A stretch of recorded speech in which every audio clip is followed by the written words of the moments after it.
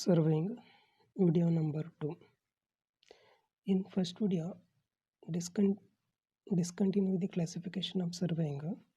In this video, continue the classification of surveying.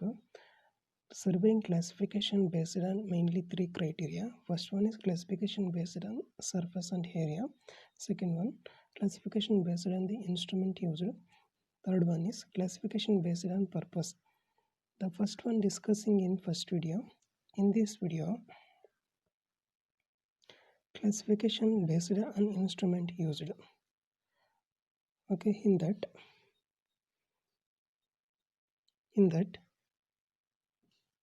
first one is chain and tape surveying. In this survey, this is the simple method of taking the linear measurement using a chain or tape with no angular measurements are made. It means chain and tape surveying only measure the horizontal distance. ಇಲ್ಲಿ horizontal distance ಮಾತ್ರ measure ಮಾಡ್ತೀವಿ, ಆ್ಯಂಗಲನ್ನು measurement ಮಾಡಲ್ಲ chain tape use ಮಾಡ್ಕೊಂಡು. Okay, ನಾವು ಬರೀ horizontal distance ನಮ್ಮದು ಎಲ್ಲಿಂದ ಎಲ್ಲಿಗೆ ಬೇಕು, ಓಕೆ ಯಾವ ಪಾಯಿಂಟಿಂದ ಯಾವ ಪಾಯಿಂಟಿಗೆ ಬೇಕೋ ಆ ಡಿಸ್ಟೆನ್ಸ್ನ ಮೆಜರ್ ಮಾಡೋ ಅಂಥದ್ದನ್ನೇ ನಾವು, ಅಥವಾ ಅದರದ್ದು ಏರಿಯಾ ಕ್ಯಾಲ್ಕುಲೇಟ್ ಮಾಡೋದನ್ನು. ಏರಿಯಾ ಕ್ಯಾಲ್ಕುಲೇಟ್ ಮಾಡೋಕ್ಕೆ ಆ್ಯಂಗಲ್ ಬೇಕಾಗಿಲ್ಲ, ಓನ್ಲಿ ಲೆಂತ್ ಇಂಟು ಬ್ರೆಡ್ತ್ ಬೇಕು. ಸೊ ಇದನ್ನು ನಾವು ಲೀನಿಯರ್ ಮೆಜರ್ಮೆಂಟ್ ಹೇಳ್ತೀವಿ. ಇದನ್ನು ನಾವು ಲೀನಿಯರ್ ಮೆಜರ್ಮೆಂಟ್ ಅಂತ ಹೇಳ್ತೀವಿ. ಲೀನಿಯರ್ ಮೆಜರ್ಮೆಂಟ್ ಅಂತಂತಂದ್ರೆ ಚೈನು ಟೇಪ್ ಮತ್ತು ಚೈನು ಮತ್ತು ಟೇಪ್ ಯೂಸ್ ಮಾಡ್ಕೊಂಡು ಮಾಡೋ ಅಂಥದ್ದನ್ನು ನಾವು ಲೀನಿಯರ್ ಮೆಜರ್ಮೆಂಟ್ ಅಂತ ಹೇಳ್ತೀವಿ. ಲೀನಿಯರ್ ಮೆಜರ್ಮೆಂಟಲ್ಲಿ ನಾವು ಆ್ಯಂಗಲ್ ಮೆಜರ್ ಮಾಡೋದಿಲ್ಲ. ಓಕೆ, ಚೈನ್ ಟೇಪ್ ಯೂಸ್ ಮಾಡ್ಕೊಂಡು ಆ್ಯಂಗಲ್ನ ಯೂಸ್ ಮಾಡೋದಿಲ್ಲ, ಆ್ಯಂಗಲ್ನ ಮೆಜರ್ ಮಾಡೋದಿಲ್ಲ. ಸೊ ಅದನ್ನು ಚೈನ್ ಟೇಪ್ ಸರ್ವೇಯಿಂಗ್ ಅಂತ ಹೇಳ್ತೀವಿ. Next second one compass survey. Compass ಸರ್ವೇಯಿಂಗಲ್ಲಿ ಕಾಂಪಾಸ್ ಅನ್ನೋ ಇನ್ಸ್ಟ್ರೂಮೆಂಟ್ನ ಯೂಸ್ ಮಾಡ್ತೀವಿ, ಅದರಿಂದ ನಾವು ಕಾಂಪಾಸ್ ಸರ್ವೇಯಿಂಗ್ ಅಂತ ಹೇಳ್ತೀವಿ. Here the horizontal angular measurements are made. Here angular measurements are made using the magnetic compass with the linear measurement made using the chain and tape. It means, okay, in this angular measurement are made. Angular measurement ನಾವು measure ಮಾಡ್ತೀವಿ using the compass instrument use ಮಾಡ್ಕೊಂಡು ಆ್ಯಂಗಲ್ನ measure ಮಾಡ್ತೀವಿ. ಮತ್ತು ಅದರದ್ದು angle measure ಮಾಡೋದಾದ್ರು 2 ಪಾಯಿಂಟ್ಗೆ ಯಾವುದೋ ಒಂದು angle measure ಮಾಡಿರ್ತೀವಿ, ಅದರದ್ದು ಡಿಸ್ಟೆನ್ಸ್ ಮೆಜರ್ ಮಾಡೋಕ್ಕೆ ನಾವು ಚೈನು ಟೈಪ್ ಯೂಸ್ ಮಾಡ್ತೀವಿ. ಚೈನು ಟೈಪ್ ಯೂಸ್ ಮಾಡ್ಕೊಂಡು ನಾವು ಅದ್ರ ಡಿಸ್ಟೆನ್ಸ್ ಮೆಜರ್ ಮಾಡ್ತೀವಿ. ಇನ್ಸ್ಟ್ರೂಮೆಂಟ್ ಸ್ಟೇಷನಿಂದ ಇನ್ನೊಂದು ಪಾಯಿಂಟ್ಗೆ ನಾವು ಯಾವ ಪಾಯಿಂಟ್ಗೆ ಆ್ಯಂಗಲ್ ಕಂಡಿಡ್ತೀವಿ ಅದ್ರ ಡಿಸ್ಟೆನ್ಸ್ ಮೆಜರ್ ಮಾಡೋಕ್ಕೂ ನಾವು ಚೈನು ಟೈಪ್ನ ಯೂಸ್ ಮಾಡಿರ್ತೀವಿ. So okay, in this survey both angular measurement ಮತ್ತು ಲೀನಿಯರ್ ಮೆಜರ್ಮೆಂಟು ಮಾಡ್ತೀವಿ. ಲೀನಿಯರ್ ಮೆಜರ್ಮೆಂಟ್ ಮಾಡೋಕ್ಕೆ ಚೈನ್ ಟೈಪ್ ಯೂಸ್ ಮಾಡ್ತೀವಿ. ಕಾಂಪಾಸ್ ಸರ್ವೇಯಿಂಗಲ್ಲೂ ಆಯಿತಾ, ಕಾಂಪ್ಲೆಕ್ಸ್ ಸರ್ವೇಯಿಂಗಲ್ಲೂ ಚೈನ್ ಟೈಪ್ನ ಯೂಸ್ ಮಾಡ್ತೀವಿ. That's it. Next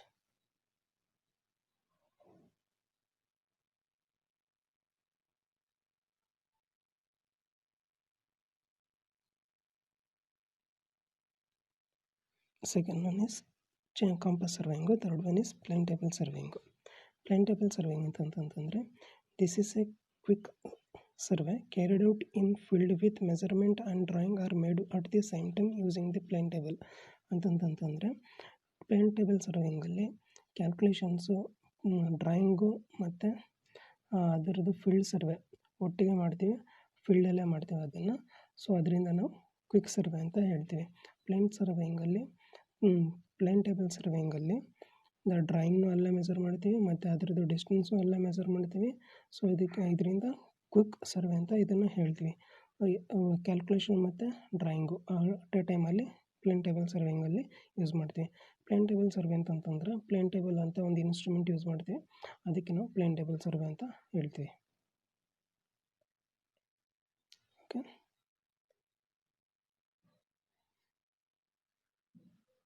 next one is level surveying. Levelling ಸರ್ವೇಯಿಂಗಲ್ಲಿ ಓಕೆ ಯಾವ್ಯಾವ ಇನ್ಸ್ಟ್ರೂಮೆಂಟ್ ಯೂಸ್ ಮಾಡ್ತೀವಿ ಅಂತಂದರೆ auto level, dumpy level use ಮಾಡ್ತೀವಿ. ಲೆವೆಲಿಂಗಲ್ಲಿ ಏನು ಮಾಡ್ತೀವಿ ಅಂತಂದರೆ this is the measurement and mapping of the relative height of the point on the earth surface, showing them in maps, plane and charts vertical section with A conventional symbol ಅಂತಂತಂದರೆ ಈ ಮೆಥಡಲ್ಲಿ ನಾವು earth surface ಮೇಲೆ ಯಾವುದೇ ಒಂದು object ಇರುತ್ತೆ ಅಥವಾ ಯಾವುದೇ ಒಂದು ಪಾಯಿಂಟ್ ಇರುತ್ತೆ ಅದರದ್ದು ಲೆವೆಲ್ ಕಂಡುಹಿಡಿತೀವಿ. ಯಾವ ಥರ ಕಂಡುಹಿಡಿತೀವಿ ಅಂತಂದರೆ ಒಂದು ಪಾಯಿಂಟ್ಗೂ ಇನ್ನೊಂದು ಪಾಯಿಂಟ್ಗೂ ಯಾವ ಥರ ಡಿಫ್ರೆನ್ಸ್ ಇದೆ ಮತ್ತು ಅದನ್ನು ನಾವು ಕನ್ವೆನ್ಷನಲ್ ಸಿಂಬಲಿಂದ ಯೂಸ್ ಮಾಡ್ತೀವಿ. ಕನ್ವೆನ್ಷನಲ್ ಸಿಂಬಲ್ ಅಂತಂತಂದರೆ ಎಕ್ಸಾಂಪಲ್ಲು ರೋಡಲ್ಲಿ ನಮಗೆ ಒಂದು ಕರ್ವ್ ಸಿಗುತ್ತೆ. ಕರ್ವ್ ಮುಂಚೆ ಒಂದು ಸಿಂಬಲ್ ಹಾಕಿರ್ತಾರೆ, ಅದು ಕರ್ವ್ ಸಿಂಬಲ್ ಅಂತ ಹಾಕಿರ್ತಾರೆ, ಅದನ್ನು ನಾವು ಕನ್ವೆನ್ಷನಲ್ ಸಿಂಬಲ್ ಅಂತ ಹೇಳ್ತೀವಿ. ಆ ಥರದ ಸಿಂಬಲ್ ಯೂಸ್ ಮಾಡ್ಕೊಂಡು ಮತ್ತು ಅದ್ರದ್ದು ಅರ್ತ್ ಸರ್ಫೇಸಲ್ಲಿ ಲೆವೆಲ್ ಕಂಡುಹಿಡಿಯೋದು ನಾವು ಲೆವೆಲಿಂಗ್ ಸರ್ವೆ ಅಂತ ಹೇಳ್ತೀವಿ. Next one is theodolite surveying. Theodolite survey ಅಂತಂತಂದರೆ ಇದರಲ್ಲಿ ಥಿಯೋಡೊಲೈಟ್ ಅಂತ ಒಂದು ಇನ್ಸ್ಟ್ರೂಮೆಂಟ್ ಯೂಸ್ ಮಾಡ್ತೀವಿ. ಸೊ ಅದರಿಂದ ನಾವು ಥಿಯೋಡೊಲೈಟ್ ಸರ್ವೆ ಅಂತ ಹೇಳ್ತೀವಿ. ನೆಕ್ಸ್ಟ್ ಈ ದಿಸ್ ಸರ್ವೆಲಿ ನಾವು ಹಾರಿಜಾಂಟಲ್ ಮತ್ತು ವರ್ಟಿಕಲ್ ಆ್ಯಂಗಲ್ ಎರಡನ್ನು ಮೆಜರ್ ಮಾಡ್ತೀವಿ. ಇನ್ನು ಒಂದು ಇನ್ಸ್ಟ್ರೂಮೆಂಟಲ್ಲಿ ಹಾರಿಜಾಂಟಲ್ ಆ್ಯಂಗಲ್ ಮತ್ತು ವರ್ಟಿಕಲ್ ಆ್ಯಂಗಲ್ನ ಎರಡನ್ನೂ ಯೂಸ್ ಮಾಡ್ತೀವಿ. ಅದನ್ನು ನಾವು ಥಿಯೋಡೊಲೈಟ್ ಸರ್ವೆ ಅಂತ ಹೇಳ್ತೀವಿ. Next one is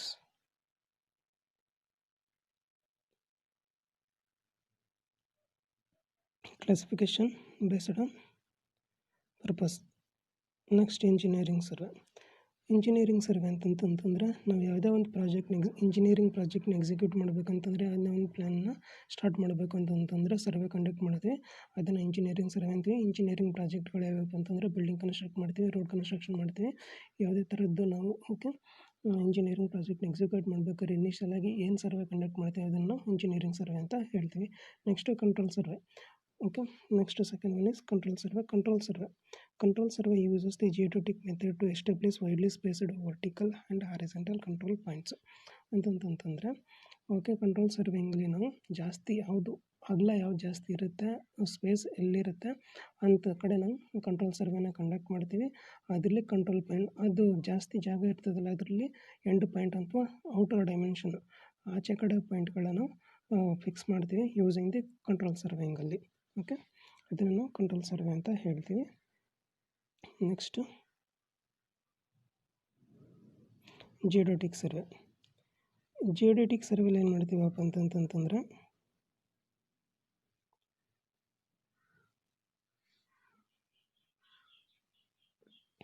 ಜಿಯೋಡೆಟಿಕ್ survey Geological survey is used to determine the structure and arrangement of the rock strata. Generally, it enables to know the composition of the earth. Rock strata ಅಂತಂತಂದರೆ ಭೂಮಿ ಒಳಗಡೆ ನಮಗೆ ಯಾವ ಥರ ಕಲ್ಲು ಸಿಗುತ್ತೆ, ಅದರದ್ದು ಅರೇಂಜ್ಮೆಂಟ್ ಹೆಂಗಿರುತ್ತೆ, ಆಲ್ಟರ್ನೇಟಿವ್ ಆಗಿ ಹೆಂಗಿರುತ್ತೆ, ಮತ್ತು ಅದರದ್ದು ಕಂಪೋಸಿಷನ್ನು ಯಾವ ಥರ ಇರುತ್ತೆ, ಅರ್ತ್ ಯಾವ ಥರ ಫಾರ್ಮೇಷನ್ ಆಗಿದೆ, ಅಲ್ಲಿ ಯಾವ ಥರ ಕಲ್ಲು ಸಿಗುತ್ತೆ ಅನ್ನೋದನ್ನು ನಾವು ತಿಳ್ಕೊಳ್ಳೋಕ್ಕೋಸ್ಕರ ಒಂದು ಸರ್ವೆ ಮಾಡ್ತೀವಿ. ಅದನ್ನು ನಾವು ಜಿಯೋಲಾಜಿಕಲ್ ಸರ್ವೆ ಅಂತ ಹೇಳ್ತೀವಿ. ಜಿಯೋಲಾಜಿಕಲ್ ಸರ್ವೆಲಿ ಅದರಲ್ಲಿ ಅರ್ತ್ ಹೆಂಗೆ ಫಾರ್ಮೇಷನ್ ಆಗಿದೆ, ಅದರದ್ದು ಸೆಂಟರ್ ಪಾಯಿಂಟಿಂದ ನೆಕ್ಸ್ಟು ನಮಗೆ ಭೂಮಿ ಲೆವೆಲ್ಗೆ ಯಾವ ಥರ ಅರ್ತು ಫಾರ್ಮೇಷನ್ ಆಗಿದೆ, ಅದರಲ್ಲಿ ಯಾವುದೇ ಥರ ಲೇಯರ್ಗಳು ಡೆಪಾಸಿಟ್ ಆಗಿದೆ, ಆ ಲೇಯರ್ಗಳಲ್ಲಿ ಯಾವುದ್ಯಾವ್ದು ಕಲ್ಲಿರುತ್ತೆ, ಯಾವುದ್ಯಾವ್ದು ರಾಕ್ ಇರುತ್ತೆ, ಅದರದ್ದು ಕಂಪೋಸಿಷನ್ ಏನು, ಅದ್ರ ಕೆಮಿಕಲ್ ಪ್ರಾಪರ್ಟೀಸ್ ಏನು, ಅದರದ್ದು ಯಾವ ಥರ ಕಲರು ಏನಿರುತ್ತೆ, ಅದರ ಸ್ಟ್ರಕ್ಚರ್ ಹೆಂಗಿರುತ್ತೆ ಅಂತ ತಿಳ್ಕೊಳ್ಳೋದನ್ನು ನಾವು ಜಿಯೋಲಾಜಿಕಲ್ ಸರ್ವೆ ಅಂತ ಹೇಳ್ತೀವಿ. Next fourth one military or defence survey. Fourth one ಯಾವುದು military and defence survey. Next military and defence survey ಅಂತಂತಂದರೆ military defence service carried out to map place of the military and strategic importance ಅಂತಂತಂದರೆ ಅದು ಎರಡು country ಇರುತ್ತೆ, ಅದರ ಮಧ್ಯೆ ನಾವು ಒಂದು ಬಾರ್ಡ್ರ್ ಫಿಕ್ಸ್ ಮಾಡ್ತೀವಿ. ಬಾರ್ಡ್ರ್ ಫಿಕ್ಸ್ ಮಾಡೋಕ್ಕೆ ಅದನ್ನು ನಾವು ಡಿಫೆನ್ಸ್ ಸರ್ವೆ ಮಿಲಿಟರಿ ಸರ್ವೆ ಅಂತ ಕರಿತೀವಿ. ಅದರಲ್ಲಿ ಮಿಲಿಟರಿ ಸರ್ವೆನ ಯೂಸ್ ಮಾಡ್ತೀವಿ. ನೆಕ್ಸ್ಟು ಫೋರ್ತ್ ಒನ್ ಇದು fifth one. Next archaeological survey is carried out to archaeological survey is carried out to discover the map ಮತ್ತು ancient releases antiquity ಅಂತಂತಂದರೆ ಪ್ರಾಚೀನ ಕಾಲದ್ದು ಯಾವುದೇ ಶಿಲೆ ಅಥವಾ ಪ್ರಾಚೀನ ಕಾಲದಲ್ಲಿ ಈ ಪ್ರದೇಶ ಹೆಂಗಿತ್ತು, ಮತ್ತು ಪ್ರಾಚೀನ ಕಾಲದಲ್ಲಿ ಯಾರ್ಯಾರು ರಾಜರು ಇದ್ದರು, ಆ ರಾಜರು ಯಾವ ಥರ ಇಲ್ಲಿ ಪ್ರದೇಶನ ಆಳ್ತಾಯಿದ್ರು, ಮತ್ತು ಆ ಪ್ರದೇಶದಲ್ಲಿ ಯಾವ ಥರ ಕನ್ಸ್ಟ್ರಕ್ಷನ್ ಮಾಡಿದರು ಅಂತ ಸರ್ವೆ ಮಾಡೋದನ್ನು ನಾವು ಆರ್ಚಿಯಾಲಜಿಕಲ್ ಸರ್ವೆ ಅಂತ ಹೇಳ್ತೀವಿ. ಪ್ರಾಚೀನ ಕಾಲದ ಯಾವುದೇ ಇದ್ರೂ ಒಂದು ರಾಜರ ಕಾಲದಲ್ಲಿ ಯಾವ ಥರ ಆಡಳಿತ ನಡೆಸ್ತಿದ್ರು, ಅದರಲ್ಲಿ ಯಾವ ಥರ ಟೆಂಪಲ್ಗಳು ಕಟ್ಟಿದ್ರು, ಯಾವ ಥರ ಶಿಲೆ ಇತ್ತು ಅಂತ ತಿಳ್ಕೊಳ್ಳೋದನ್ನು ನಾವು ಆರ್ಚಿಯಾಲಜಿಕಲ್ ಸರ್ವೆ ಅಂತ ಹೇಳ್ತೀವಿ. ಇಲ್ಲಿಗೆ ಕ್ಲಾಸಿಫಿಕೇಷನ್ ಆಫ್ ಸರ್ವೆ ಮುಗೀತು. ನೆಕ್ಸ್ಟು ಅದರ ಮೇಲೆ objective type questions with solutions. Okay, ಅದ್ರಲ್ಲಿ ಯಾವ್ಯಾವಪ್ಪ ಅಂತಂತಂದರೆ first one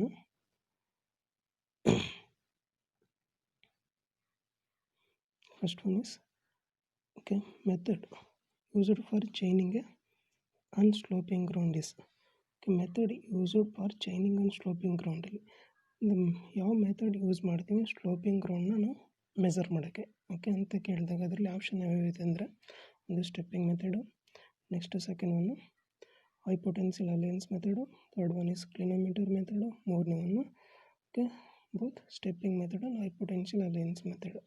okay next okay sloping ಗ್ರೌಂಡಲ್ಲಿ ಯಾವ ಮೆಥಡ ಯೂಸ್ ಮಾಡ್ತೀವಿ ಮೆಜರ್ ಮಾಡೋಕ್ಕೆ ಅಂತ ಕೇಳಿದಾಗ ನಾವು ಅದರ ಆನ್ಸರು ಕರೆಕ್ಟ್ ಡಿ. ಯಾವ್ದು answer correct D. Both stepping method and correct answer is D. Both stepping method and hypotenusal allowance hypotenusal method okay hypotenusal method okay okay ಇದರಲ್ಲಿ ನಾವು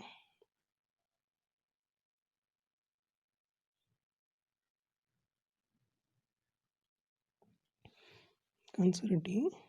Method used for chaining and sloping ground is stepping method and hypotensial lens method. Okay. Next second question. The type of surveying in which curvature of the earth is taken into account. Okay. ಯಾವ ಸರ್ವೆಯಲ್ಲಿ curvature of the earth spherical ಶೇಪಲ್ಲಿ ಇದೆ ಅಂತ ಯಾವ ಸರ್ವೇಲಿ ನಾವು consider ಮಾಡ್ತೀವಿ ಅಂತ ಹೇಳ್ತಾರೆ.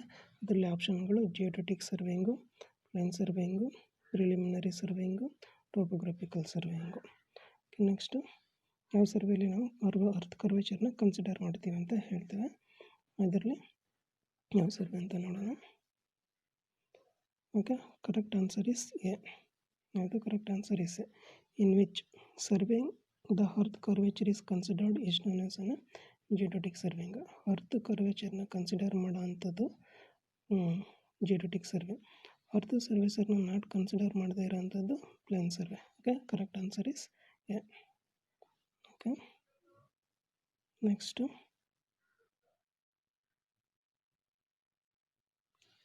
Question number 3.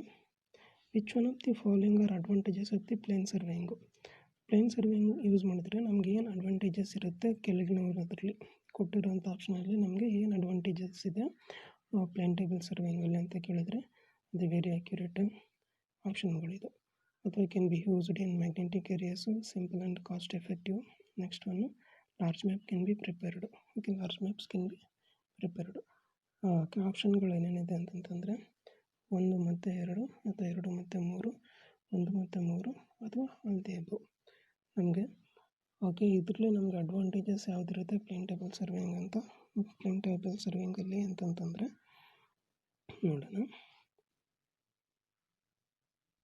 Correct answer is B.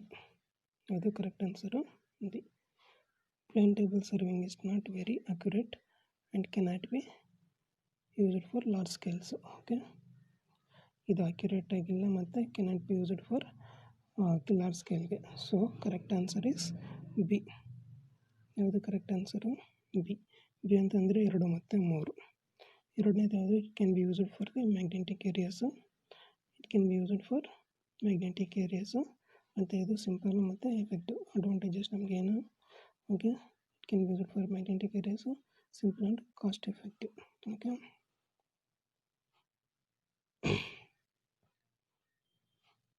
next fourth questions. Okay survey of India was publishing toposets. Okay toposets using a scale of okay survey of India toposheetನ publish ಮಾಡಬೇಕಾದ್ರೆ ಯಾವ ಸ್ಕೇಲ್ನ ಯೂಸ್ ಮಾಡಿತ್ತು ಅಂತಂತಂದರೆ ಒಂದು 1:1000 ಕೊಟ್ಟಿರೋಂಥ option 1:1000, 1:5000, 1:10,000, 1:50,000. Okay 1:50,000. Correct answer is D.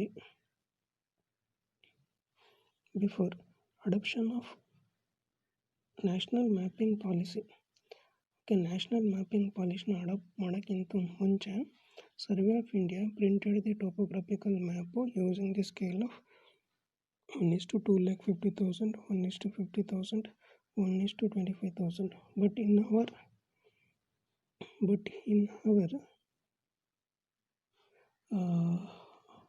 question, option given in only 1 is to 50,000. 1 is to 50,000. So correct answer is D. 1 is to 50,000 in our option given. So correct answer is D. Okay. Thank you.